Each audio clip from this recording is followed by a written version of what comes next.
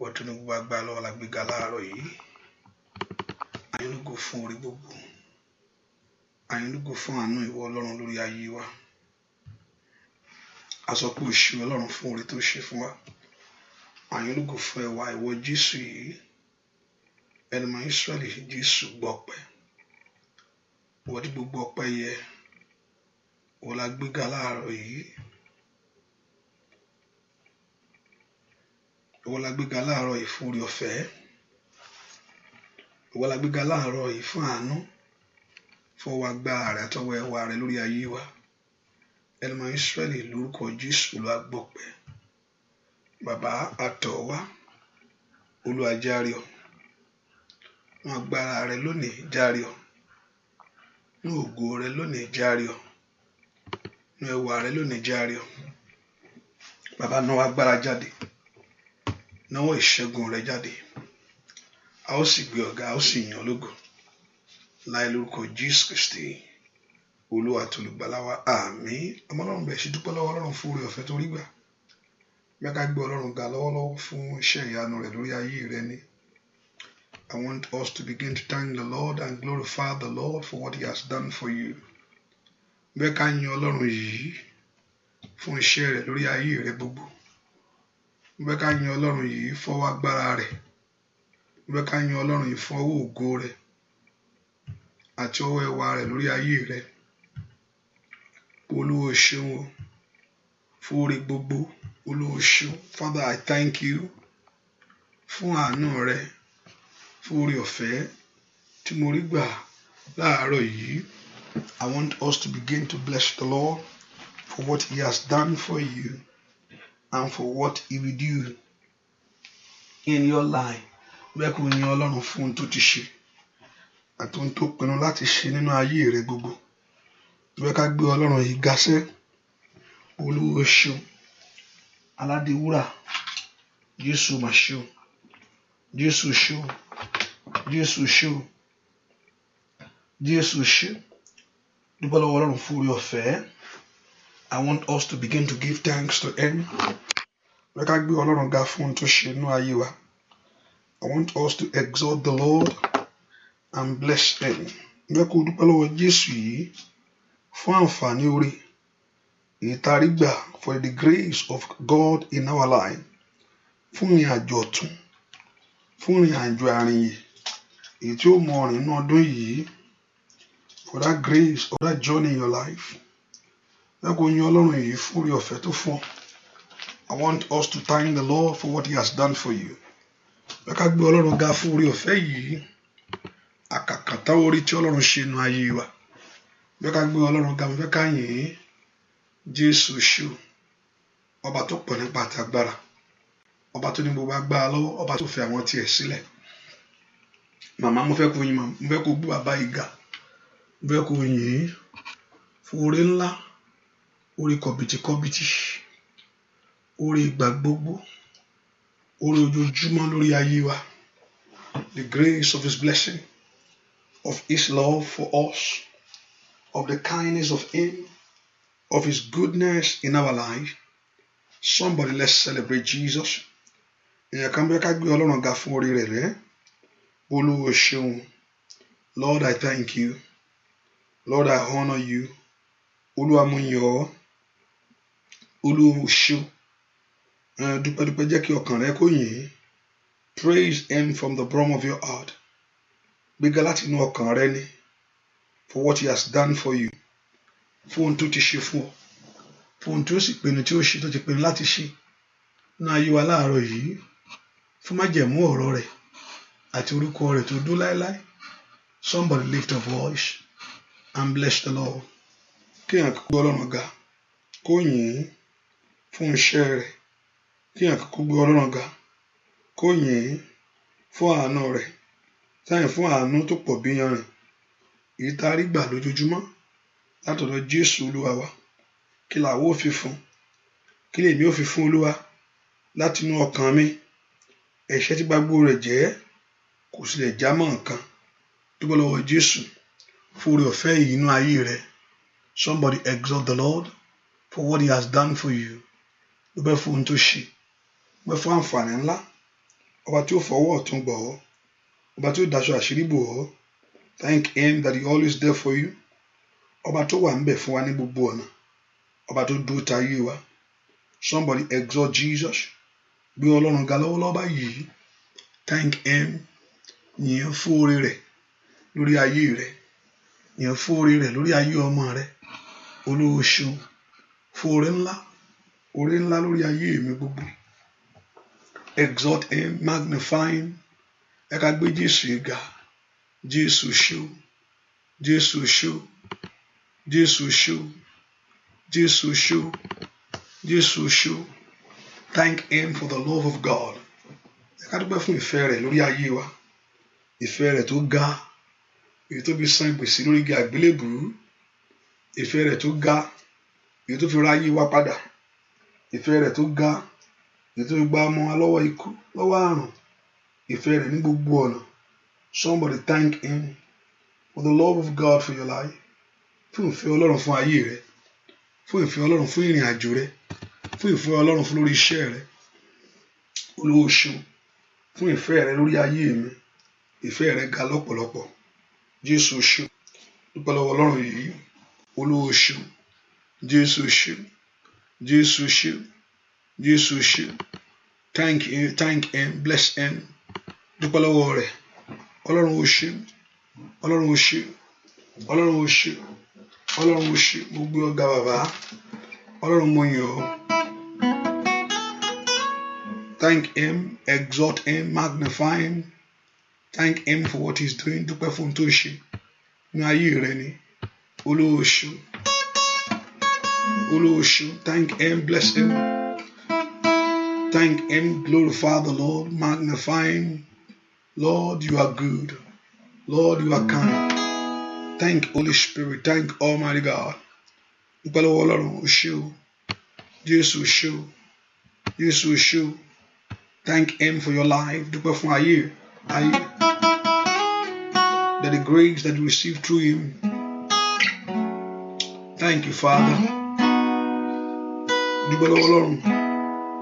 Jésù ṣé o. Olúwa, ìwọ ni ó yẹ láti gbà gbogbo ọlá, nítorí ìwọ ni ó dá ohun gbogbo. Olúwa, ìwọ ni ó yẹ, ìwọ ló yẹ. Olúwa, ìwọ ni ó yẹ, láti gbà gbogbo ọlá. Ó yá, nítorí ìwọ ni ó dá ohun gbogbo. Olúwa, ìwọ ni ìwọ ló yẹ. Olúwa, ìwọ ni ó yẹ, láti gbà gbogbo ọlá, nítorí ìwọ ni ó dá ohun gbogbo. Olúwa, ìwọ ni. Lift your voice and thank him. Ìwọ ló yẹ.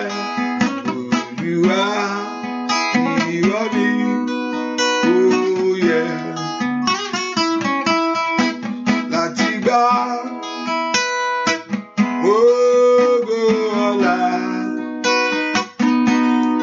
nítorí ìwọ ni ó dá ohun gbogbo. Olúwa, ìwọ ni ó yẹ. Lift your voice, exalt him. Lord, we thank you, Lord Jesus. Exalt him. Olótóbẹ̀ láti gbà á. láti gba ọlá, láti gba ìyìn ọwọ́ rẹ̀ dà, láti gba ògo. Jésù tìrẹ ni, óyá óyá óyá, láti gba ọlá, láti gba ìyìn bàbá mi, láti gba ògo. Jésù tìrẹ ni, ọwọ́ rẹ̀ dà sẹ́, ijó rẹ̀ dà, ọkàn ọpọ́ rẹ̀ dà níwájú Olúwa o. Lift your voice. Láti gba ọlá, láti gba ìyìn, láti gba ògo. Jésù tìrẹ ni, óyá óyá óyá, láti gba ọlá bàbá, láti gba ìyìn, láti gba ògo. Jésù tìrẹ ni, ó ṣé bàbá, ó ṣé bàbá, ó ṣé Ọlọ́run lórí iṣẹ́, lórí ọmọ. Bóyá dúpẹ́, lift up on. Bàbá, láti gba ọlá, láti gba ìyìn, láti gba ògo. Jésù tìrẹ ni, óyá óyá ọlá, láti gba ọlá, láti gba ìyìn, láti gba ògo. Jésù tìrẹ ni, ó ṣé bàbá, ó ṣé Ọlọ́run, ó ṣé Olódùmarè, bàbá mi àgbà. Kábíyèsí ojú Ọlọ́run ìmọ́lẹ̀, ó lágbára o, ipá rẹ̀ ka ogun ayé àwọn èèyàn. Lift your voice and praise him. Ó ṣé bàbá, Ọlọ́run mi ńlá. Bàbá, láti gba ọlá, láti gba ìyìn, láti gba ògo. Jésù tìrẹ ni, óyá óyá óyá, láti gba ọlá. Ó ṣé bàbá, láti gba ìyìn, láti gba ògo. Jésù tìrẹ ni, Ọlọ́run mi ó ṣé o. Ó ṣé Ọlọ́run ìmọ́lẹ̀, alágbára o. Ó ṣé bàbá, kábíyèsí o ṣé o, Olódùmarè. Mo gbé ọ̀gá o. Èmi ò yíyá, èmi ò yíyá, èmi ò yíyá, èmi ò yíyá o, Ọlọ́run mi. Ògo ni fún Jésù, lóhun ló tọ́ láti. Èmi ò yíyá o, Ọlọ́run mi. Ayérayé sẹ́, èmi ò yíyá, èmi ò yíyá, èmi ò yíyá, èmi ò yíyá o, Ọlọ́run mi. Ògo ni fún Jésù, lóhun ló tọ́ láti. Èmi ò yíyá o, Ọlọ́run mi. Alágbára o ṣé o, bàbá mi o. Èmi ò yíyá, èmi ò yíyá, èmi ò yíyá, èmi ò yíyá o, Ọlọ́run mi sẹ́. Ògo ni fún Jésù, lóhun ló tọ́ láti. Èmi ò yíyá o, Ọlọ́run mi. Ẹ bá mi gbé bàbá ga, ẹ gbé ga, ẹ bá mi gbé Jésù. Lift up all. Ẹ bá mi gbé bàbá ga, ẹ gbé ga, ẹ bá mi gbé Jésù, ẹ gbé ga. Ó kú nítorí mi, ẹ gbé ga, ẹ bá mi gbé Jésù, ẹ gbé ga. Ó jìyà nítorí rẹ, ẹ gbé ga, ẹ bá mi gbé Jésù, ẹ gbé ga. Dúpẹ́ lọ́wọ́ Ọlọ́run yìí, lift your voice and just worship him. Thank him for the love of God. Jésù ṣé o. Thank you, Holy Spirit. Thank all. Thank him. Àánú ń rẹwà ní ayéka. Ní Olúwa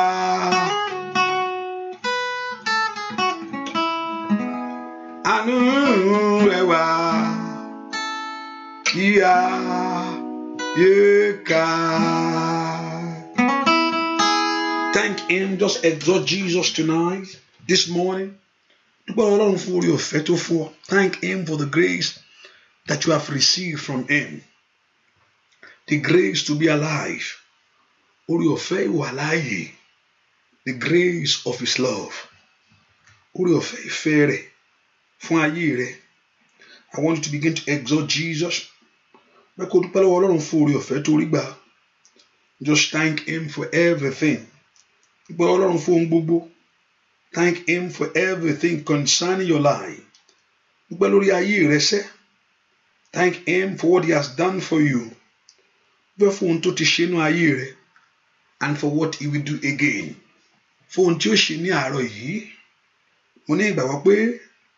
He will visit you this morning.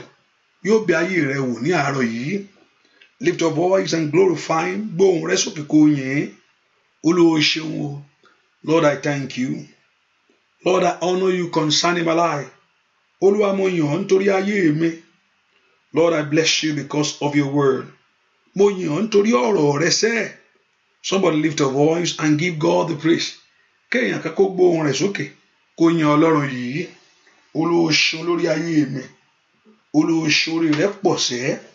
Thank him, bless him, glorify him, bless the Lord. Let all the servants of him bless him. Thank him for the grace. Before your fair, thank him for his patience. He said, all I've seen and thought of his glory. Lift your voice, bless the Lord.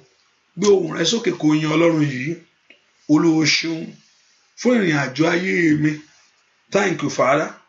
Thank you, Jesus. In Jesus' name, we pray. Láì lórúkọ Jésù Kristi. Olúwa wa, ẹ ká porúkọ Jésù. Olúwa dárí ẹ̀ṣẹ̀ mi jì mí. Ask the Lord to forgive every sin. Psalm 25, verse 6 says, remember me, O Lord, rántí mi, Ọlọ́run, the tender mercy and the loving kindness. You see, for they have been ever of old. Remember not the sin of my youth. Remember not the sin of my youth. Hallelujah. Not my transgression, according to their mercy. Remember thou me. For thy goodness sake, O Lord. For me. Lord, forgive me every sin. As your door, your youth, your sins of your youth. Ask the Lord to forgive. The Lord, according to the mercy, remember thou me. Rántí mi. Nítorí àánú ìwọ Ọlọ́run. Orúkọ Jésù kí Ọlọ́run kó rántí ẹ lọ́wọ́ báyìí. The Lord should remember to favor tonight. The Lord Jehovah God to favor tonight. The Lord Jehovah God to favor tonight.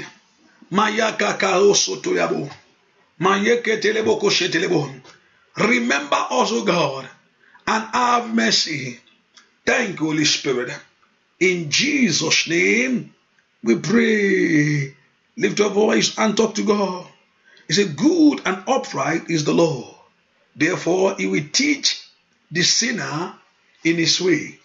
Olúwa kọ́ mi ní ọ̀nà rẹ, teach me your way. He said he's going to teach the sinner in his way. Yóò tọ́ ẹlẹ́ṣẹ̀ ní ọ̀nà rẹ̀. Ẹ pe orúkọ Jésù dáadáa. Olúwa tọ́ mi ní ọ̀nà tiẹ̀. Teach me in your way, O God. Can you lift your voice and begin to tell the Lord God of heaven to teach you in his way. Kókó ní ọ̀nà tí ó rìn. The way that I will follow. Ọ̀nà tí màá gbà in 2021. That way is of direction of his will. Ọ̀rọ̀ Olúwa kọ́ mi. Remember I told you, good and upright is the Lord. He said, good and upright is the Lord. Therefore, he will teach the sinners in his way. Yóò kọ́ ẹlẹ́ṣẹ̀ ní ọ̀nà rẹ̀. Ẹ pe orúkọ Jésù. Father, teach me your way in 2021. Teach me your will. Olúwa kọ́ mi ní ọ̀nà rẹ̀ ṣe. Mo lọ ńlá ní kó gbàdúrà. That the Lord God of heaven to teach you in his way. Olúwa kó kọ́ ní ọ̀nà rẹ̀. Mo lọ ńlá ní kó pe Jésù. Olúwa kọ́ mi ní ọ̀nà rẹ̀. Teach me your way. Kọ́ mi ní ọ̀nà rẹ̀ bàbá. Mo lọ ńlá ní kó pe Jésù dáadáa. Olúwa kọ́ mi ní ọ̀nà rẹ̀. Olúwa kọ́ mi ní ọ̀nà rẹ̀. Olúwa kọ́ mi ní ọ̀nà rẹ̀. Olúwa kọ́ mi ní ọ̀nà rẹ̀. Teach me your way, O God. Kọ́ mi ní ọ̀nà rẹ̀, Jésù. Ask him to teach you his way. Olúwa kọ́ mi ní ọ̀nà tiẹ̀ bàbá. Teach me your way. Olúwa kọ́ mi. Olúwa kọ́ mi. Kàdáyé boko ṣántà yàbò. Le prendo boko ṣándi le bokaba. Borúkọ Jésù dára. Lord, teach me your ways. In the name of Jesus. Sọ pé kí Ọlọ́run kó kọ́. To teach you where to go. Where to go. What to do in 2020. Olúwa kọ́ mi ní ohun tí màá ṣe. Níbi tí màá lọ. In Jesus' name, we pray. I think that should be our prayer this year. That should be our prayer. That God should teach us. Because you have a journey of 12 to 11 months ahead of you. You don't know what to do. You don't know. But when you ask God to teach you, the Lord should direct your path. Teach me. You make life easy. To hear the voice of God of direction, to hear the voice of direction in your life, it will make life easy for our life. Ká gbọ́ ohùn ìdarí yóò mú ayé rọrùn fún wa. Lọ jókòó síbi báyìí. Lọ bá ẹni báyìí. Go and meet this person. Sọ nǹkan báyìí, ṣe nǹkan báyìí. And it turn our life around. Ogun àṣẹ, we will have victory. But we don't know what to do. We don't know where to go. Tá a bá mọ bí tá a fẹ́ lọ, tá a bá mọ ohun tí a fẹ́ ṣe, it makes the life difficult. Yóò mú ìrìn àjò yàn pẹ́ tàbí nira. Lórúkọ Jésù ìrìn àjò ayé rẹ ò ní nira. Àmín. Ṣàmì dáadáa. Lórúkọ Jésù kọ́ mi ní ọ̀nà tí ń rìn. Teach me this way where to follow in 2021. Olúwa kọ́ mi ní ọ̀nà ìṣẹ́gun. Teach me the ways of victory. Bí màá ṣe ní ìṣẹ́gun, Olúwa kọ́ mi. Olúwa kọ́ mi lórí ogun tí ń jà mí. From that battle that been facing my life. Lọ́wọ́ wọ́kọ́wọ́ tí ń yọ ayé mi lẹ́nu. Olúwa kọ́ mi ní ọjà ìṣẹ́gun lónìí. Àìlì mọ̀kọ́lì wa ọ̀sà ilẹ̀ kàtàyà wa. Orúkọ Jésù dára. That Lord should teach you. Olúwa kọ́ wa lónìí láti borí ogun ayé wa. Pray that Lord should teach you right now. Olúwa kọ́ wa láti borí. Olúwa kọ́ wa láti ṣẹ́gun. Ó yẹ ọmọ náà lánàá kó gbàdúrà. Orúkọ Jésù. Orúkọ Jésù. Olúwa kọ́ wa lónìí o láti borí. Ask the Lord to teach you. Orúkọ Jésù. Olúwa kọ́ mi máa ń ṣe. Kọ́ mi máa ń ṣe. Kọ́ mi máa ń ṣe. In 2021, kọ́ mi máa ń ṣe. Nínú ọdún yìí bàbá, kọ́ ayé mi máa ń ṣe. Kọ́ ayé mi. Ask the Lord to teach you. Olúwa kọ́ ọ̀nà mi máa ń ṣe. Gbọ́ àdúrà lórúkọ Jésù Kristi. Olúwa wá ẹ pé orúkọ Jésù ayé mi dọwọ́ rẹ. Olúwa yanjú ẹ̀ lónìí. Yanjú ọ̀rọ̀ ayé mi. Ẹ pé orúkọ Jésù kọ́lọ́run kó farahàn to visit your life in this season. Orúkọ Jésù lọ́nà kó bẹ̀ ayé rẹ wò ní ọdún yìí. Olúwa bẹ̀ ayé mi wò, visit my life in 2021. Ọjọ́ tí Ọlọ́run bẹ̀ Abraham wò. Tí Abraham gba Ọlọ́run lálejò. Lógun ayé rẹ̀ parẹ́ ni ọ̀rọ̀ jáde sórí ayé ẹ̀. The word was released over him. Ẹ pé orúkọ Jésù. Visit my life in 2021. Olúwa ilé máa lè àlè àìkàlẹ̀ àìríkà òrìṣà ìlẹ̀kàlẹ̀. Óyá bẹ̀ ayé àwọn èèyàn yìí wò. Gbọ́ àdúrà lórúkọ Jésù Kristi. Olúwa wa jẹ́ kó yọrí sí rere o. Jẹ́ kó yọrí. Jẹ́ kó yọrí sí rere o. Jẹ́ kó yọrí sẹ́. Bàbá wàrà ayé mi. Jẹ́ kó yọrí. Wàrà ayé mi.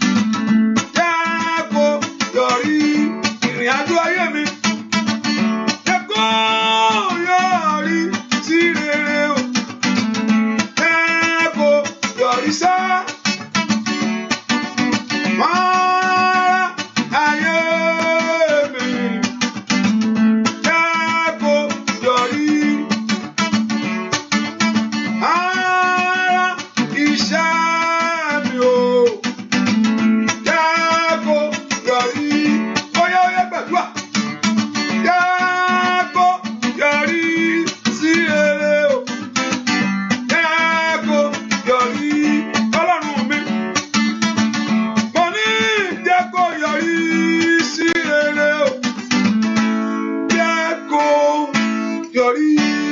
Ẹ pe orúkọ Jésù. Lord, let it be well in 2021 for me.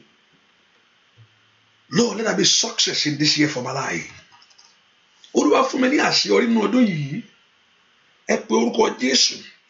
Bí kí Ọlọ́run kó fún ọ ní àṣeyọrí ní 2021. Give me that success. Olúwa fún mi ní àṣeyọrí nínú ọdún yìí. Ẹ pe orúkọ Jésù. Àṣeyọrí ńlá kó wọnú ọ̀rọ̀ rẹ lọ. Ẹ sọ fún Jésù lọ́wọ́lọ́wọ́. Olúwa fún mi ní àṣeyọrí nínú ọdún yìí. That success. Pé Jésù kó mú lé ọ lọ́wọ́. Olúwa fún mi ní àṣeyọrí lórí iṣẹ́ mi. Olúwa fún mi ní àṣeyọrí lórí ilé mi. Ẹjọ́ yọrí sí rere fún mi. Ẹjọ́ yọrí sí rere fún mi. Ẹjọ́ yọrí sí rere fún mi. Orúkọ Jésù kó yọrí sí rere fún ọ. Kó yọrí sí rere fún ọmọ rẹ. Kó yọrí sí rere lórí iṣẹ́ rẹ. Gbọ́ àdúà lórúkọ Jésù Kristi. Olúwa wa. Mo fẹ́ ká gbàdúrà. I want you to pray this prayer, and I want us to pray this prayer 7 times. Please hold on. I want you to pray it and pray it 7 times. Ẹ pe orúkọ Jésù. Lord, Olúwa fọ́pọ̀ sí ikú ní ìgbà méjì. Mo fẹ́ kó gbàdúrà yìí. The Lord should destroy death. Destroy. Olúwa fọ́pọ̀ sí ikú. We're going to pray that prayer 7 times. Please take it serious. Bashing gbàdúrà yìí.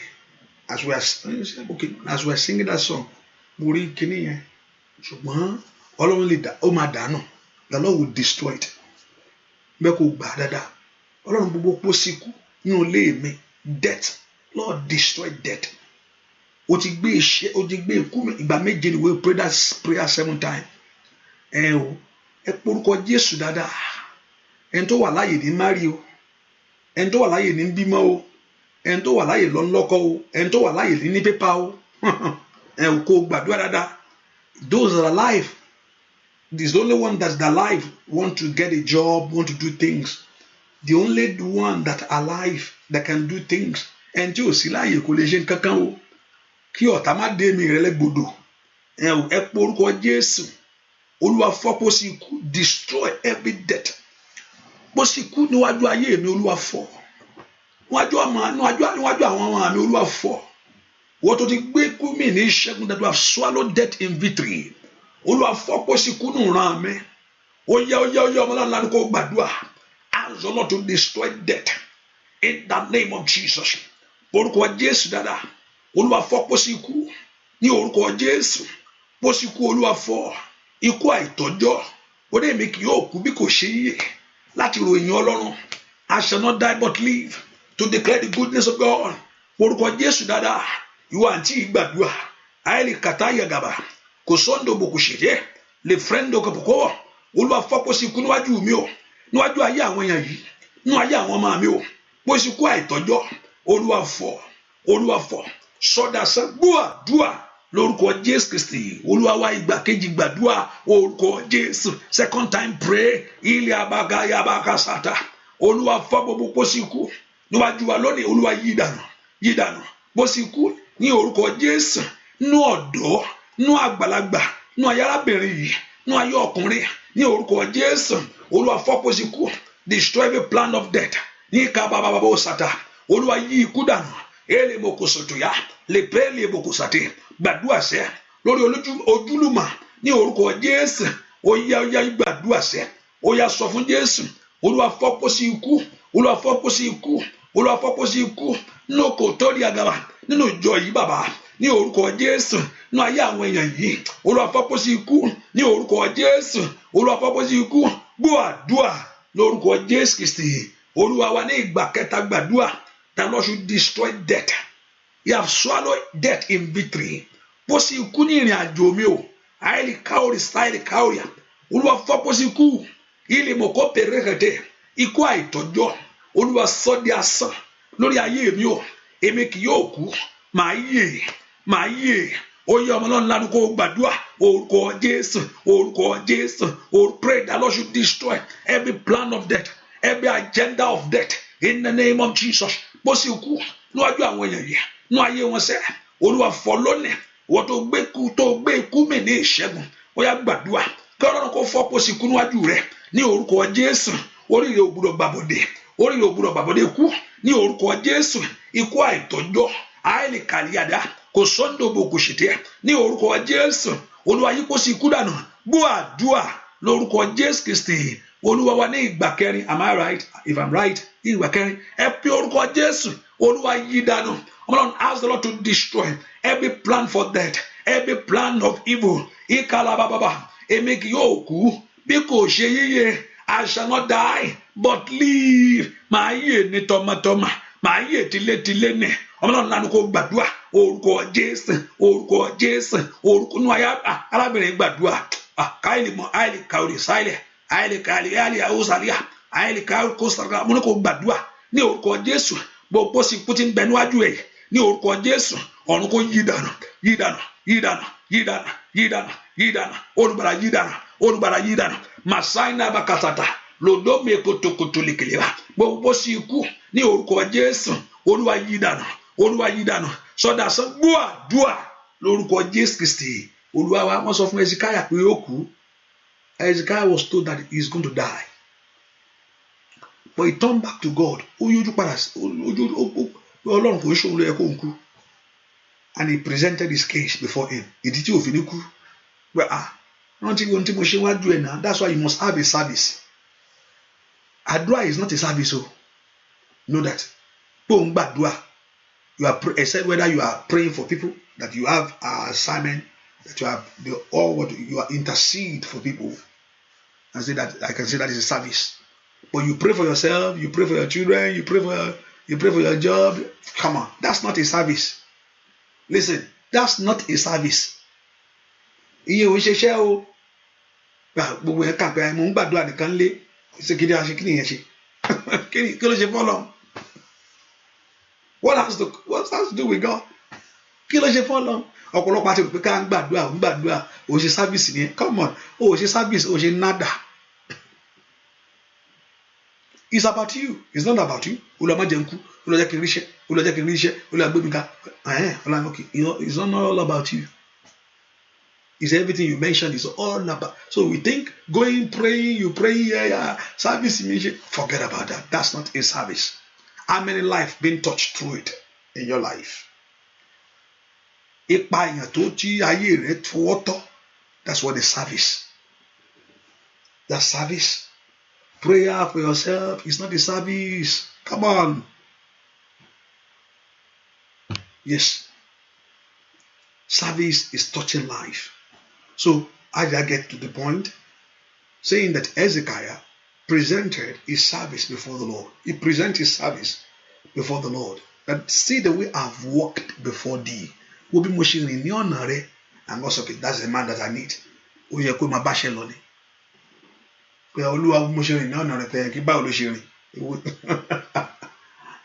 Get yourself into service. Serve.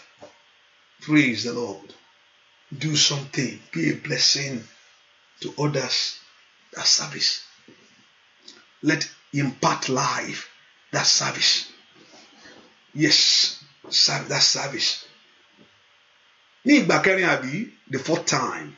Ẹ pe orúkọ Jésù. Olúwa yí ikú dànù níwájú mi.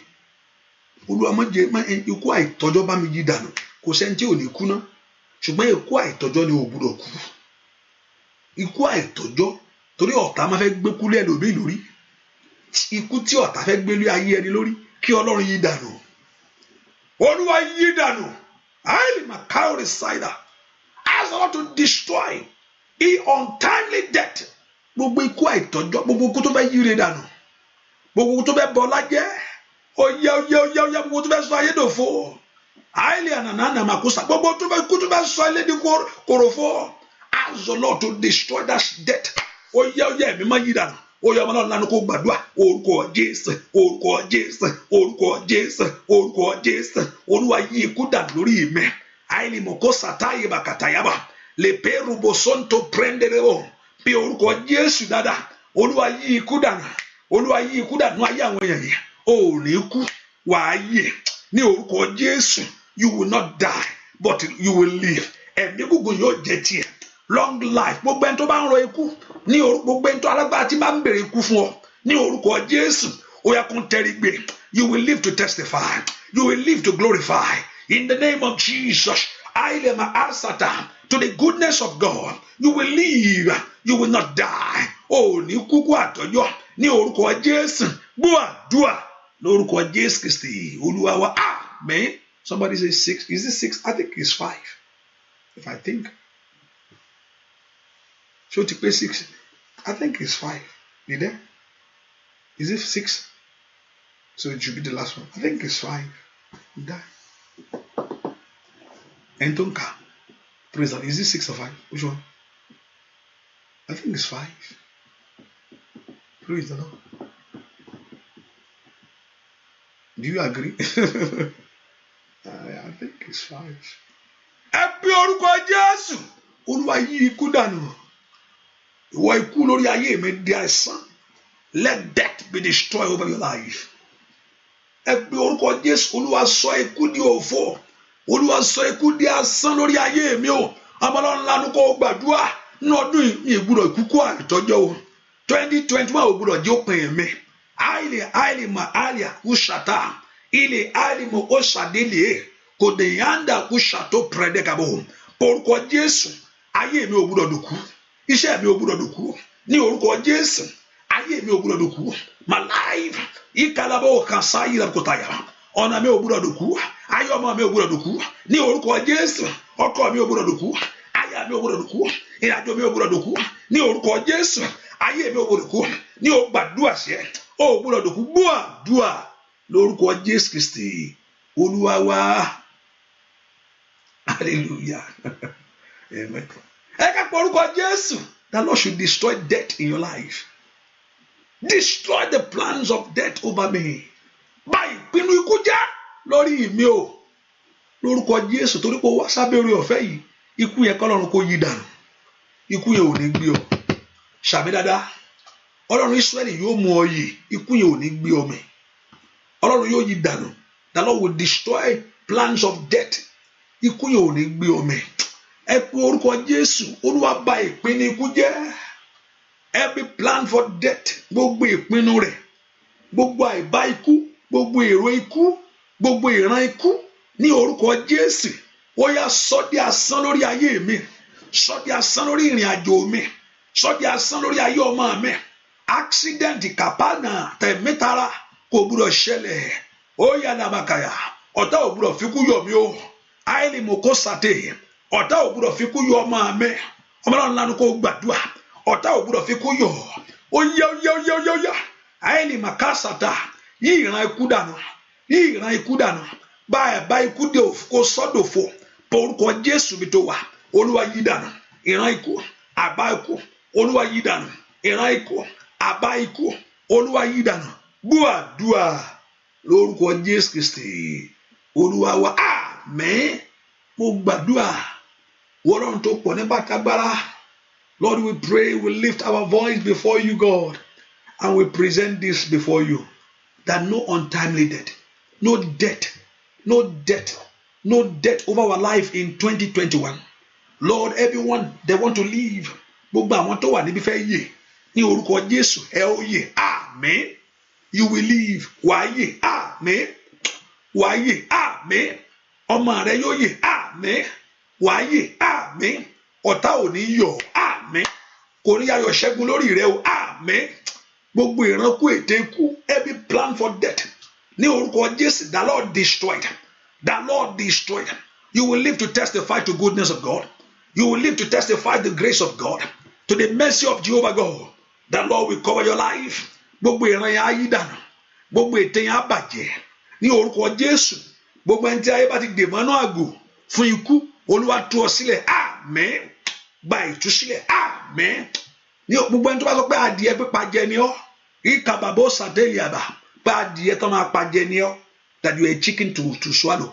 Maele makasata. Le prendo bo shatayebo. Ní orúkọ Jésù ìmọ̀ ẹ̀ dòfo. Amen. Wọ́n ní rí ọgbẹ́ jẹ. Amen. Bẹ́ẹ̀ ni ó sì rí. Láì lórúkọ Jésù Kristi. Olúwa wa. Amen. Amen lórúkọ Jésù. Hallelujah. Ẹ pé orúkọ Jésù. Kọ́lọ́run kó ṣe tiẹ̀ rí inú ọdún yìí. Olúwa ṣe tèmi rí inú ọdún yìí. Olúwa ṣe tèmi rí inú ọdún yìí. Orúkọ Jésù sẹ́. Olúwa ṣe tèmi rere nínú ọdún yìí, ṣe tèmi ní ire. Make it well, make it good for me in this year. Ìrìn àjò tí mo dáwọ́lé yìí, ẹ jẹ́ ó yọrí sí fún mi o. Ẹ jẹ́ ó yọrí sí rere fún mi. This journey of 2021, make it great, make it good for my life. Ẹ jẹ́ kó yọrí sí rere fún ayé àwọn ọmọ mi. Make it great for my children. Ní gbogbo ọ̀nà tí mo ti gbẹ́kẹ̀lé ọ, jẹ́ rí ọ. Let me see your power. Ní gbogbo ọ̀nà tí mo gbẹ́kẹ̀lé ọ, fagbára rẹ hàn. Ó fagbára rẹ hàn ó bàbá. Orúkọ Jésù kó fi agbára rẹ hàn lórí ayé rẹ ni. In 2021, ilé ayé mi kó bọ́ sí fún mi. Ẹ pe orúkọ Jésù, àdúrà mi kó gbà. Àdúrà mi, jẹ́ k'àdúrà mi gbà. Olúwa, jẹ́ k'àdúrà mi gbà. Ọlọ́run, má jẹ́ kí Èṣù fìyà jẹ mí láyé. Jẹ́ k'àdúrà mi gbà. Olúwa, óyá óyá ó jẹ́ k'àdúrà mi gbà. Olúwa, jẹ́ k'àdúrà mi gbà. Ọlọ́run o, má jẹ́ kí Èṣù fìyà jẹ mí láyé. Jẹ́ k'àdúrà mi gbà. Olúwa, Ọlọ́run kó ṣàánú ayé rẹ mò wí o. Kábíyèsí kó náwó agbára jáde. Ọlọ́run kó ṣe ìyanu nínú ayé rẹ ní bàbá. Óyá óyá óyá óyá óyá óyá o. Bàbá, jẹ́ k'àdúrà mi gbà. Olúwa, jẹ́ k'àdúrà mi gbà.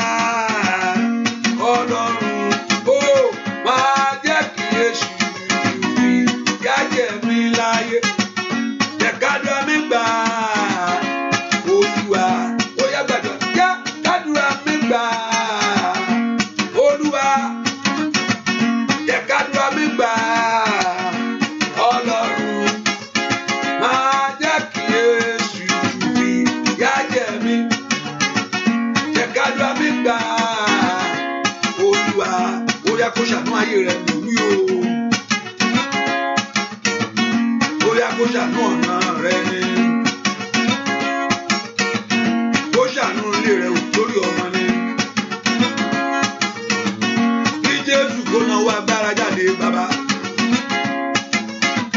Kó ṣàánú ayé rẹ òun iṣẹ́. Ó yá kó ránwó agbára Ọlọ́run níṣẹ́. Kó wọlé tọ̀ wá lónìí ọdún yìí. Ọwọ́ ìyá rẹ kó dópin. Ọwọ́ ẹ̀gbọ́n rẹ kó sá lọ. Óyá óyá óyá óyá óyá óyá bàbá bàbá.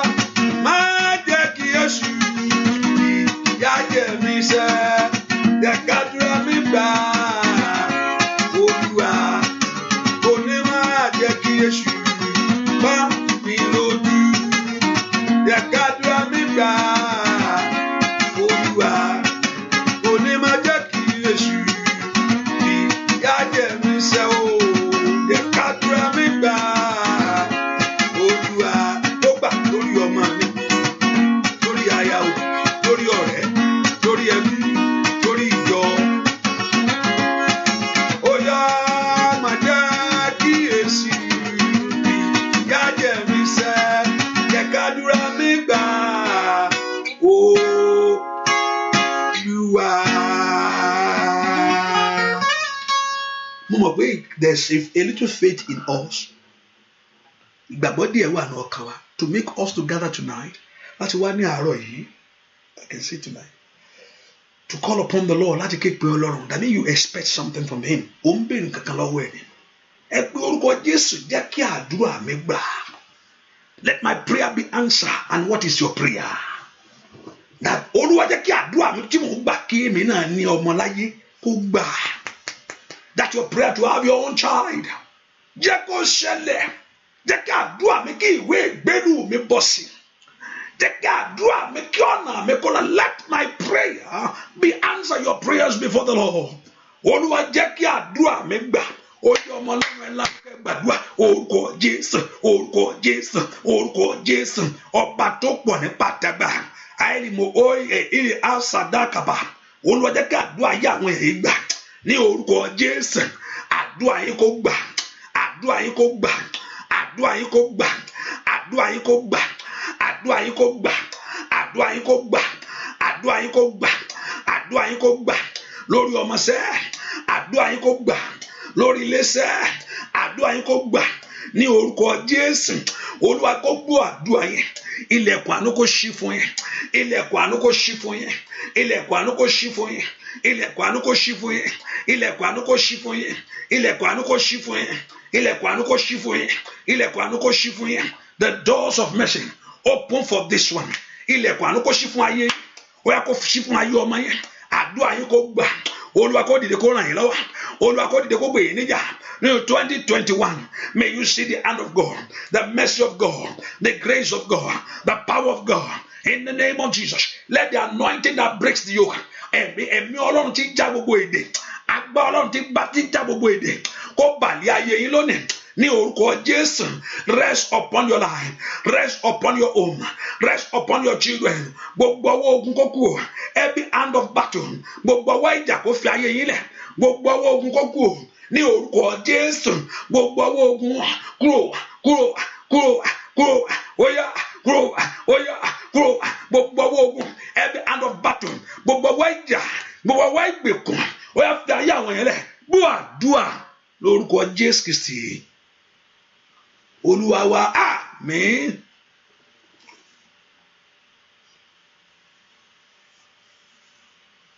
Gbọ́ àdúrà lórúkọ Jésù Kristi Olúwa wa àmín. I don't know. Hallelujah. Praise the Lord. Má ṣe ń kọrin mo gbọ́ ohun kan. Ohun tí mo kọ gbọ́ orúkọ tí mo gbọ́ fún orí bákan. But mo wò bóyá nítorí mo ń wo orúkọ yẹn ni but kò jọra wọn náà. But Lasisi. I think I saw Assis, but is it Assis? I don't know. But mo gbọ́ Lasisi. Lasisi. Is it that called Lasisi? Yes. Hallelujah.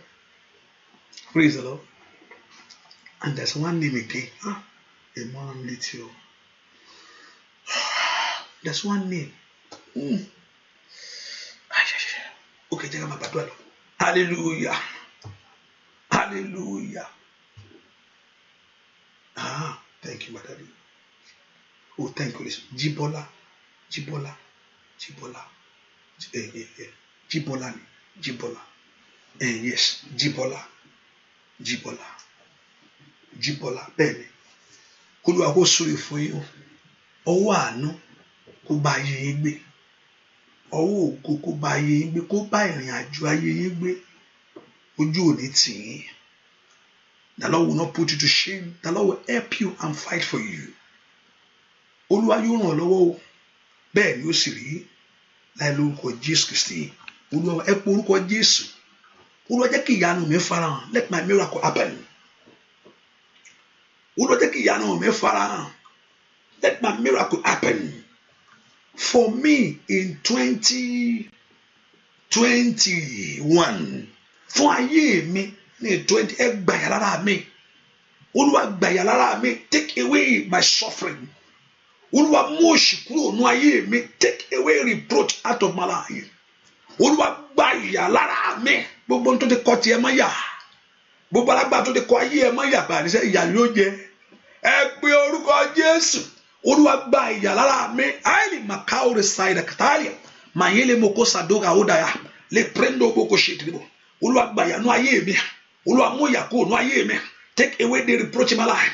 Take away the reproach in my home. Ẹ mú ìyà kúrò nú ọ̀nà mi. Ní orúkọ Jésù. Gbọ́ àdúrà lórúkọ Jésù Kristi. Olúwa wa. Amen. You want to share a prayer? I want you to share it. Be a blessing.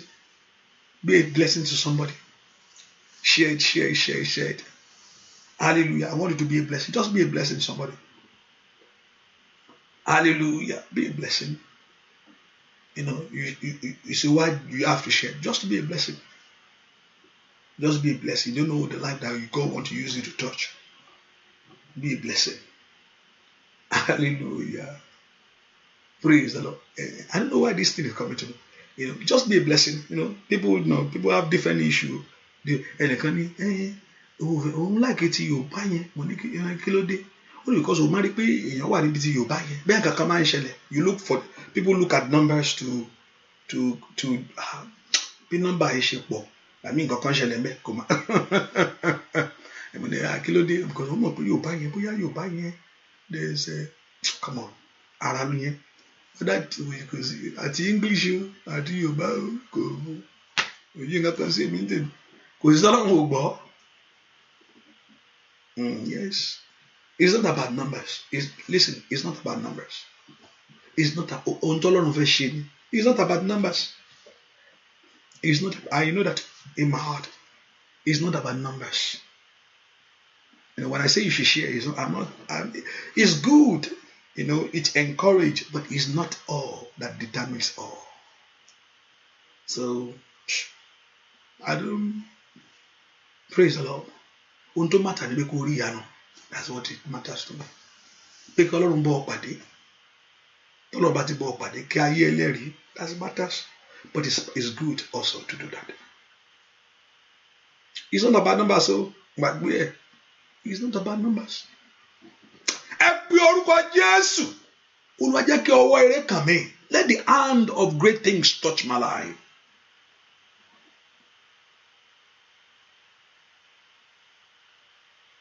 Thank you, Holy Spirit. Olúwa pé there's people here in this prayer. Pé àwọn kan wà nínú àdúrà. Ó tẹ̀ pé lọ́pọ̀, ó ní ọ̀pọ̀ wà nínú àdúrà yìí. Pé wọ́n bẹ̀rù. Pé wọn ò mọ ibi tí wọ́n á gbé gbà. Kò pé lẹ́nìkan, kò sọ pé nìkan. Ó ní I don't know how many of you. Pé ọ̀pọ̀lọpọ̀ wà nínú àdúrà yìí. Sọ pé you are at the point ẹ mọ ibi tí ẹ máa gbé gbà. You don't know where to turn anymore. Ó ní àpáta tó máa ń di ogun lọ́wọ́. Is the rock that remove away every battle. I don't know àwọn tó wà ní àdúrà ìtẹ́ pé at the junction of your life you don't know where to turn to. Tí ẹ mọ bí ó ní ẹ mọ bí tẹ́ gbé gbà pé báwo máa ń bó mo fẹ́ gbé gbà. Òun ní àpáta tí ó máa ń di ogun lọ́wọ́. Àpáta náà kó sọ̀rọ̀ ẹ̀ di mímọ́. Àmín sàmì dáadáa. Ìwọ àpáta tó pera rẹ bàbá tó máa ń di ogun lọ́wọ́ ní orúkọ báwo làwọn yẹn fẹ́ mọ̀ ó làpáta àfi tó bá farahàn ó yá fara rẹ hàn. Àmín manifest yourself now. Ìwọ àpáta èyí máa ń di ogun lọ́wọ́. Ìwọ àpáta èyí máa ń gbé ogun mi káìlì máa káwọ́rì ṣáìdà. Ìwọ àpáta tí bá ń tẹ ogun rì pátápátá ó yá sọ̀rọ̀ rẹ di mímọ́. Àmín sàmì dáadáa. Ìwọ àpáta ní orúkọ Jésù èyí tí máa ń gbé ogun mi. Ìwọ àpáta tí máa ń di ogun lọ́wọ́. That rock of ages, the rock of defense, the rock of refuge and power. Ní orúkọ Jésù sọ̀rọ̀ rẹ di mímọ́. Àmín. Delia Saida Kunda Yaba. Shandode Osaleba Ali Kaperi Salia. Thank you, my daddy. Ìwọ tó bá ń jẹ́ kíkẹ́, ọwọ́ Ọlọ́run kó kàn níbi tó wà. Kó Olúwa kó kẹ́ ọ. Kíkẹ́ lọ́lá. Lórúkọ Jésù kó Olúwa kó kẹ́ ọ. Àmín. Kó Olúwa kó kẹ́ ọ. Àmín. Ṣàmì dáadáa. Kó Olúwa kó kẹ́ ọ. Àmín. Thank you, my daddy. Thank you, my daddy. Ẹ pe orúkọ Jésù. Olúwa aṣọ tí mo sá sí òòrùn. Olúwa jó gbẹ. Kò yé mi ohun tí mo sọ yẹn o. I don't understand it. Olúwa aṣọ tí mo sá sí òòrùn. This báwo mo ṣe máa sọ ní ìyìnbó. That very cloth that you spread outside, let it dry. Is it? Manage that. Hallelujah. I think you get what I'm talking about. Aṣọ tí mo sá sí òòrùn. And there's some language gbogbo aṣọ kọ́là ń sá lé òòrùn. I mean aṣọ tí mo sá sí òòrùn. Gbogbo aṣọ kọ́là, I mean not everything that you discuss. That's one word. But aṣọ tí mo wá sá sí òòrùn. Olúwa jó gbẹ. Kí ni ìtumọ̀ yẹn? Hallelujah. Praise the Lord. Bí ìmọ̀ tó ti sọ síta. I mean tí n bá wò dáadáa. Okay, ohun tó sọ síta. àti gbogbo aṣọ la máa ń sá lọ́rùn. Ohun tí mo sá síta Olúwa jọ̀ọ́ gbẹ. Ẹ jẹ́ gbàdúrà, ẹ pe orúkọ Jésù. Ọlọ́run, ohun tí mo ti sọ síta, aṣọ tí mo sá síta, Olúwa, tó yàn bá sáṣọ síta, you will spread a cloth outside, you want that cloth to dry. Ìgbà míì tí yàn bá tó sáṣọ síta, tójò bá tó pa, ìgbà míì yẹn ti lè fọṣọ tó kù díẹ̀ kó gbẹ. Pẹ̀yọ ọmọ ẹjọ́ ẹ bá mi káṣọ yẹn, ẹjọ́ òjò fẹ́ rọ̀ o, tójò míì tó pa, ẹ kò tún wúlò mọ́, aṣọ tí mo ti fẹ́ wọ̀ jáde òjò tó pa o, ẹ kò Olúwa jọ̀ọ́ gbẹ. Whatever thing that's in your life that is out there, Olúwa jẹ́ kí ìyè jáde. Ọlọ́run kó dá sí ọ̀rọ̀ rẹ lónìí. Let God visit your case today. Kí Olúwa kó dá sí ọ̀rọ̀ yín. Ìyanu kó farahàn. Dúà lórúkọ Jésù Kristi. Olúwa wa, ẹ pe orúkọ Jésù. Ire èmi ní àríwá, ní gúúsù àti ìwọ̀ oòrùn. Bóyá tọ̀ ayé mi wá. Ire ayé mi máa bọ̀ wá. Ire mi máa bọ̀. Ire mi máa bọ̀. Máa bọ̀ lọ́dọ̀ mi. Ire mi ní àríwá, ire mi ní gúúsù, ní ìlà oòrùn, ní ìwọ̀ oòrùn. My blessing on the four corners of the earth. Ó yá máa tọ̀ ayé mi bọ̀ wá. Máa bọ̀ wá. Ire ayé máa ṣẹ́kọ̀ máa bọ̀ pé jáde ni. Ire mi ní gúúsù, ní ìwọ̀ oòrùn, from the north, from the south, from the west, from the east, wherever your blessing, let it come. Máa bọ̀ wá. Tọ̀ mi wá, máa bọ̀ báyìí. Sọ pé kó tọ̀ ẹ̀ wá. Ire ayé mi máa bọ̀ wá. Bí orúkọ Jésù mi tó wá sẹ́, ire ayé mi máa bọ̀. Kàlímò ó sàdágàbà. Bí orúkọ Jésù, ire ayé mi máa bọ̀. Ó yá máa bọ̀ wá. Bí orúkọ Jésù, ire ògo rẹ kó máa bọ̀. Ire ẹwà rẹ kó máa bọ̀. Ní orúkọ Jésù, ire àṣeyọrí rẹ kó máa bọ̀. Ní orúkọ Jésù, ire ayé rẹ kó máa bọ̀. Bí orúkọ Jésù dáadáa, ire rẹ kó máa bọ̀. Ó yá kó máa bọ̀ wá. Àìlèmà ó sàtàlébò. Ẹnìmà kídàbà kó ṣàtà. Bí orúkọ Jésù, ire ayé rẹ kó máa bọ̀ wá. Ìkàbàbọ̀ sàtẹ́lẹ̀bọ̀. Thank you. Dúà lórúkọ Jésù Kristi. Olúwa wa, àmín. Ẹ pe orúkọ Jésù. Àánú kó dájú fún mi ní ọdún yìí o. Àánú Ọlọ́run dájú fún ayé mi. Let your mercy locate my life this year. Olúwa jẹ́ kí àánú rẹ dájú fún mi ní ọdún yìí. Àánú rẹ dájú. Aṣọ àyà mi kó fàya. That cloth of suffering and pain, that cloth of disappointment, kó kúrò lọ́rùn mi. Jẹ́ kó gbèsè kúrò ní ayé mi. Let debt leave your life. Aṣọ ìbànújẹ́ kó fi ayé mi lẹ̀. The cloth of sorrow and disappointment, leave your life. Ẹ pe orúkọ ìyanu mi kó fara. Let my miracle happen. Dúà lórúkọ Jésù Kristi. Olúwa wa, àmín lórúkọ Jésù. Because I want to finish too, and I have 8 minutes. Is that too, please? I want to finish. Hallelujah. Praise the Lord. Okay. In that 8, I will share the time. I will use 4 minutes to pray with you, and I will give. Okay. I have 8 minutes. I will use 6 minutes. Okay. Let me do 2:05, 2:02. I want just 3 people. Please. Maybe tomorrow. Hallelujah. For just 2 minutes. If you can do 2 minutes. If you can do that quickly, that would be good. Yes. I wish I just leave it alone and let us everybody give it before I pray. I wish I can do that. Just silent and listen. Praise the Lord. And you give testimony. This one call, now I pray over everything. I wish I can do that. Praise the Lord. So if you want to give your testimony quickly, or Thanksgiving, just two or 3 people, because I want to finish quickly. Praise the Lord. So we can do that before I pray for you. And I'll pray over our prayer.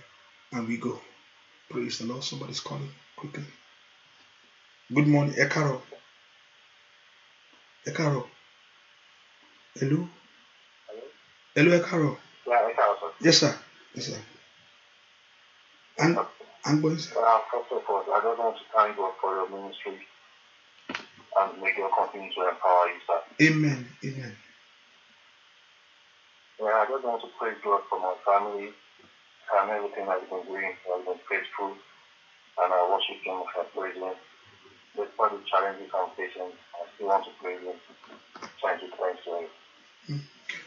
Olóṣù Ọlọ́run á gbé ọ̀gá fún ayé ìránṣẹ́ rẹ̀, wọ́n fi ògo fún ìwọ Jésù fún ohun tó ṣe.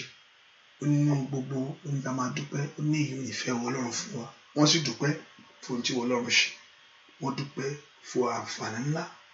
Jésù Olúwa gbọpẹ́, Olúwa gbà yín, Olúwa gbọpẹ́, Olúwa gbà yín, Olúwa gbọpẹ́, Olúwa gbà yín, Olúwa gbọpẹ́, Olúwa gbà yín. Bàbá jẹ́ kí ìrì ayé arákùnrin kó wá bá wọn kíákíá. Ìrì ayé arákùnrin kó wá bá wọn kíákíá. Let your blessing come to you. Ìrì ayé kó wá bá yín kíákíá. Ìrì ayé kó wá bá yín kíákíá o. Ọ̀nà kó ṣí, ọ̀nà àbáyọ kó là. Ọ̀nà kó ṣí, ọ̀nà àbáyọ kó là. Ọ̀nà kó ṣí, ọ̀nà àbáyọ kó là. Ọ̀nà kó ṣí o. Bẹ́ẹ̀ ni ó sì rí. Tẹ́ bá gba Ọlọ́run gbọ́, ìyanu á ṣẹlẹ̀. Á sì rí bẹ́ẹ̀ fún yín. Ìrì ayé yóò wá bá yín. Gbogbo ohun tí a bá gbé sí ọrùn ẹni, Ọlọ́run yóò gbé kúrò pàápàá. Ìrọ̀rùn yóò dé, ìrọ̀rùn yóò dé, oore ọ̀fẹ́ á sì pọ̀. Ìrọ̀rùn yóò dé, ìgbà ọ̀tun yóò dé. Bí Olúwa ọmọ ogun ti wà, tí ẹ̀mí rẹ̀ sì ń bẹ, ìrọ̀rùn yóò dé, ìgbà á sì yí padà. Ẹ̀kọ́ lẹ o, ìrọ̀rùn yóò dé. Olúwa ó sì yí ohun rere padà, yóò fi lé yín lọ́wọ́. Oore yóò wá sínú ayé yín. Ẹ sì ní ìgbà ọ̀tun. Bẹ́ẹ̀ ni ó sì rí láì lórúkọ Jésù Olúwa wa. Ìgbà ọ̀tun yóò dé, ìgbà ọ̀tun yóò dé, ìgbà ọ̀tun yóò dé. Bẹ́ẹ̀ ni ó sì rí o láì lórúkọ Jésù Olúwa wa. Àmín, àmín lórúkọ Jésù. God bless you, God bless you. Yes. Hallelujah. Okay, just one more or two. That's it. Ẹ ká pe orúkọ Jésù, and I will pray for you now. I want you straight for the end. Get your oil. Ẹ gbé òróró wa dání. Ó dà kíkọ́ sẹ́ni àkàtúntò fẹ́ pè wọ́n. Ẹ ká pe orúkọ Jésù. Ọlọ́run òróró èmi rè, this is my oil. Agbára àjíǹde tí ń gbé ayé ẹni kó bà ní òróró yìí. Ẹ pe orúkọ Jésù. Okay, somebody's calling. Agbára àjíǹde. Let me do this one. Okay. Ẹ káàárọ̀ mà, ẹ káàárọ̀ mà. Yes, sir. Daddy, mi náà fẹ́ dúpẹ́ lọ́wọ́ Ọlọ́run, sir. Okay, ma. Over the last 25 years now, tí mo ti join prayer group yìí. Okay. Olúwa ti ń ṣeun dáradára nínú ayé mi. Gbogbo àdúrà tí mo ń wá ló ń gbà. Mo lọ sí Kòlóní, mo bímọ, mo ṣe board exam, mo pass. Gbogbo ẹ̀ náà ni mo wá sínú àdúrà yìí. Mo travel lórí ayé àwọn olórí ọkọ mi, lórí ilé mi. Lórí iṣẹ́ mi, I have been coming to this prayer and I have been praying. Níbi iṣẹ́ màá gbà, níbi màá gbà. Ọlọ́run ti ń jẹun ara inú ayé mi. Mo wá pé padà fẹ́ tó mi ògo. Jésù ṣeun. You have been faithful in my life, in my family. Jésù ṣeun. Mo wọnú àdúrà yìí, mo dẹ̀ ń pe Ọlọ́run, ó dẹ̀ ń jẹ́. Mo dúpẹ́ lọ́wọ́ Ọlọ́run. Mo dẹ̀ wá ń pé nínú mo wá ń gbàdúrà fún Daddy. Bá a ṣe ń pè yín tẹ̀ ń dáhùn, Ọlọ́run á máa dá inú mi. Àmín Jésù, àmín Jésù. Lórí ayé àwọn ọmọ yín, lórí ilé ní dààmú lórúkọ Jésù. Àmín Jésù. Bẹ́ẹ̀ ṣe ń gbàdúrà fún wa, Ọlọ́run náà máa gbàdúrà fún wa. Àmín Jésù. The anointing of God upon your life will never run dry. Àmín Jésù. In the name of Jesus. Amen. Mo wá pé gbogbo àlàfẹ́ tó mi ògo. Jésù ṣeun. Olóòṣù. Ọlọ́run á gbé ọ̀gá fún tó ṣe inú ayé wọn. Wọ́n dá gbogbo ògo fún ìwọ tó ní gbogbo ògo pé ìwọ ló ṣe. Pé ìwọ ni Ọlọ́run lórí wọn. Ìwọ Ọlọ́run lórí ayé wọn. Ìwọ Ọlọ́run nínú ayé wọn, lórí ọmọ, lórí ọkọ. Pé ìwọ Ọlọ́run ṣeun. Olóòṣù, olóòṣù, olóòṣù, olóòṣù, olóòṣù. Ẹni máa Ísírẹ́lì, Olúwa gbọpẹ́, Olúwa gbà yín, Olúwa gbọpẹ́, Olúwa gbà yín, Olúwa gbọpẹ́, Olúwa gbà yín, Olúwa gbọpẹ́, Olúwa gbà yín, Olúwa gbọpẹ́, Olúwa gbà yín, Olúwa gbọpẹ́, Olúwa gbà yín, Olúwa gbọpẹ́. Wọ́n dá gbogbo ọpẹ́ fún Olúwa gbọpẹ́ yìí. Olúwa gbà yín. Ire Ọlọ́run kó pọ̀ nínú ayé yín. Ní orúkọ ire Ọlọ́run kó pọ̀ nínú ayé yín. Ògo Ọlọ́run kó pọ̀ nínú ayé yín. Ire Ọlọ́run kó pọ̀ nínú ayé yín. Ògo Ọlọ́run kó pọ̀ nínú ayé yín. Ní orúkọ Jésù, ire Ọlọ́run kó pọ̀ nínú ayé yín. Ẹnáwó yín jáde. Nígbà tí gbàdúrà sọ́wọ́ yìí, kẹ wá lọ fẹ́ kẹ gbálé yín. Kẹ́kọ̀ọ́ gbá inú ilé yín. Kẹ́kọ̀ọ́ gbá. Kò yẹ mọ̀ pé ẹ̀ ń gbálé everyday kò má ta. Ọ̀gbọ́n mo fẹ́ kẹ́ ẹ ṣe lè. Ẹ ṣe gbà tán ni. Alright. Lórúkọ Jésù, agbára àjíǹde kó bà lé ọwọ́ yín lọ́wọ́lọ́wọ́ báyìí. Lórúkọ Jésù, agbára àjíǹde kó bà lé ọwọ́ yín lọ́wọ́lọ́wọ́ báyìí. Ìṣẹ́gun ńlá, gbogbo àjèjì lórúkọ Jésù kó jáde pátápátá gbogbo àjèjì ẹ̀mí kó jáde pátápátá gbogbo àjèjì ẹ̀mí kó jáde pátápátá gbogbo àjèjì ẹ̀mí kó jáde pátápátá gbogbo àjèjì ẹ̀mí kó jáde pátápátá bẹ́ẹ̀ ni ó sì rí láì lórúkọ Jésù Kristi Olúwa wa àmín àmín àmín. Mo fẹ́ kẹ́ ẹ ka Psalm 37 mò ń wo Psalm 30 èmi náà ń wò báyìí wò kíákíá báyìí ó ní fret not thyself because of the wicked neither be thou envy against the workers of iniquity. He said, for they shall soon cut down like a grass and wither like a green herb. Mo fẹ́ kẹ́ ẹ dúró sẹ́ńtà yẹn kẹ́ ẹ wá ka sáàmì kẹ́ ẹ wá gbálẹ̀ yẹn gbogbo àjèjì ẹ jáde pátá ohun ọ̀tún kó wọlé bẹ́ẹ̀ ni ó sì rí láì lórúkọ Jésù Kristi. Ẹ kò demonstrate faith, something great will happen in the name of Jesus. Bẹ́ẹ̀ ni ó sì rí láì lórúkọ Jésù Kristi Olúwa wa àmín àmín àmín lórúkọ Jésù. God bless you ma, God bless you. Yes ma. Amen ma, amen ma, amen ma, amen ma. Yes ma. Hello, last one. 2 tilo, last one. Praise the Lord. Hello. Ẹ káàárọ̀ ma. Yes sir, ẹ kúṣẹ́ Olúwa sà. Olúwa kúṣẹ́. Mo fẹ́ dúpẹ́ lọ́wọ́ Ọlọ́run nígbà tó 2020 Ọlọ́run wà pẹ̀lú mi ní oṣù náà láti lóko sí lóògbèjì Ọlọ́run dáàbò rẹ̀ bò mí àti ẹ̀yìn àtẹ̀bí mi àwàláyé. Ọlọ́run lè jẹ́ kí gbogbo mọ̀tà bí wọ́n bá ṣe ń gbogbo Ọlọ́run jẹ́ kó borí mi torí òun mú ọpẹ́ wá fún Ọlọ́run wá dúpẹ́ fún Ọlọ́run. Amen. Ọlọ́run agbé ọ̀gá wọn dúpẹ́ fún ìwọ Jésù fún ìrìn àjò ọ̀tun tó ń pa wọ́n mọ́ tó ń dá wọn sí. Adúpẹ́ fún ohun ọ̀tun, adúpẹ́ fún ohun ògo, adúpẹ́ fún ohun ìrànlọ́wọ́ tó ṣe inú ayé wọn. Jésù gba ọpẹ́, Olúwa gba ọpẹ́ yìí, Olúwa gba yìí, Olúwa gba ọpẹ́, Olúwa gba yìí. Arábìnrin fi ọpẹ́ fún ọ, Jésù gba ọpẹ́. Wọ́n á bẹ̀ ọ́ bàbá adé kọ́lọ́run kó dé yín ní adé. Àmín Jésù. Mo ní kí Ọlọ́run kó dé yín ní adé. Àmín Jésù. Àmín. Mo ní kí Ọlọ́run kó dé yín ní adé ògo. Àmín Jésù. Kọ́lọ́run kó dé yín ní adé kí orí yín kó gba adé yìí. Àmín Jésù. Ẹ ṣàmì mà. Mo ní kí orí yín kó gbà á kí ni yín kó dùn kọ́kàn yín balẹ̀. Gbogbo tó bá ti sọnù nínú ayé ẹni kí Ọlọ́run kó dá padà. Lórúkọ Jésù ọ̀run kó wà láwàrí kí ni yín kó dùn kọ́kàn yín balẹ̀. Kó lóa kó fún orílẹ̀ bò yín láṣìírí kójú má ṣe tì yín o. Gbogbo àwọn tó bá béèrè fún ẹ̀gàn yín kójú tì. Gbogbo àwọn tó bá béèrè fún ìṣíwú yín lórúkọ Jésù kí Ọlọ́run kó kọlù wọ́n. Kẹ́yìn dìde kí ni yín kó dùn. Kẹ́yìn jèrè ohun gbogbo nínú ayé yín fún ohun rere. Bẹ́ẹ̀ ni ó sì rí láì lórúkọ Jésù Kristi Olúwa wa. Àmín àmín àmín lórúkọ Jésù. Hallelujah. Thank you Jesus. Arákùnrin tó kọ́ pè lákọ̀ọ́kọ́ yẹn, God bless you ma, God bless you ma. Arákùnrin tí mo pè wọ́n Olúwa nípò wọn á ran arákùnrin yẹn lọ́wọ́. Arákùnrin tó pè yẹn, arákùnrin yẹn tó Olúwa ní òun ràn yín lọ́wọ́ mi mọ nọ́mbà yẹn. Olúwa ní òun á ràn yín lọ́wọ́. Arákùnrin yẹn fọkànbalẹ̀, ẹ fọkànbalẹ̀. Ẹ kù ní ipò yẹn bí Olúwa ti wò tí ẹ̀mí rẹ̀ sì wà. Òun láṣì ṣẹlẹ̀ bẹ́ẹ̀ ni ó sì rí ní ọ̀nà yín o. Olúwa ti ṣèlérí pé á ràn yín lọ́wọ́. Ẹ sì rí rẹ̀ lọ́wọ́ yẹn. Á wá wẹ́rẹ́ báyìí ni. Bẹ́ẹ̀ ni ó sì rí. Ipò tuntun yóò dé. Bẹ́ẹ̀ ni ó sì rí o. Láì lórúkọ Jésù lọ́wọ́. Àmín. Mo ní 2 tilo. Praise the Lord. Praise the Lord. 2 tilo. Ẹ jẹ́ ká pé kí n gbàdúrà. Mo rò yẹn dání. No more call. I think mo ti sọ pé okay, what I'm going to do, I'm very sorry. Maybe I need to call. I should give 20 minutes, Abby. But not today. Let it be tomorrow. We still have time. Okay, tomorrow is the last day for Thanksgiving, which is Friday, which is Saturday. Maybe Saturday can do more and give more time. So, but now I go to bye, papa. And leave that oil before the Lord. Agbára jíǹde kó wọnú òróró yẹn lọ. Let there be healing through this oil. Let there be deliverance through this oil.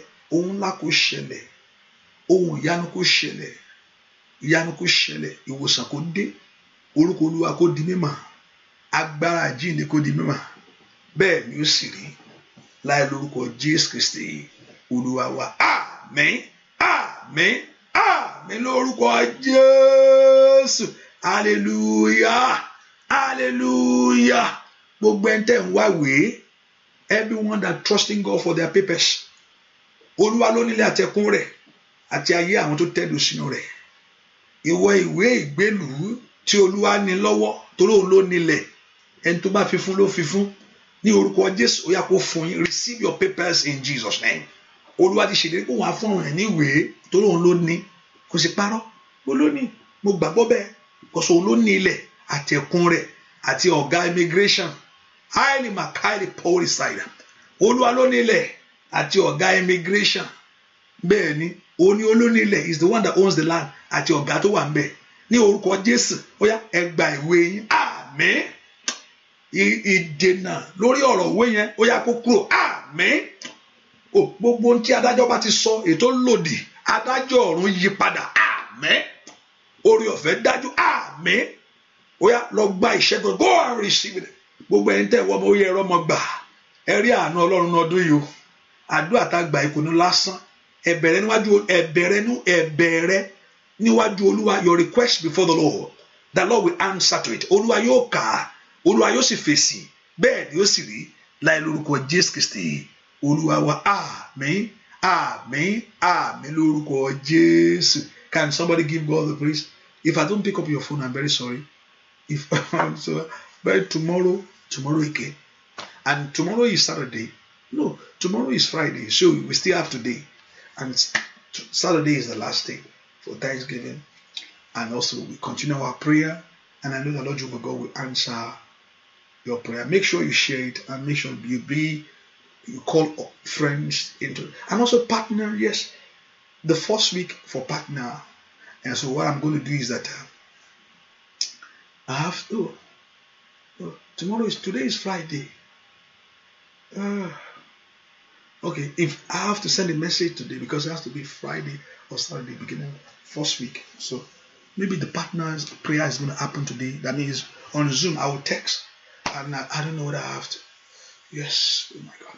Praise the Lord. Don't worry, sir. I'm going to just look at the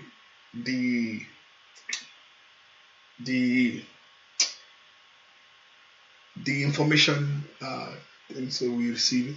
I'm going to send it to us, but it's going to be on Zoom, not on Facebook. It's going to be on Zoom, so I will send it out today. I'll probably send it now. So you meet me today, this Friday. Yes, before the prayer in the evening. God bless you. So God bless you. See you then. God bless you. Bye-bye.